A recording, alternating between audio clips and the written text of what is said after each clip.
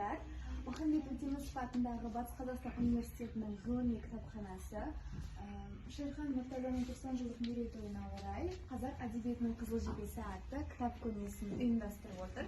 Бұл көрмеден біз жалпы осы Шерхан Мұртазаның өмірімен, шығармашылығымен және де ол туралы жазылған мақалалармен, ой-пікірлермен таныса аламыз.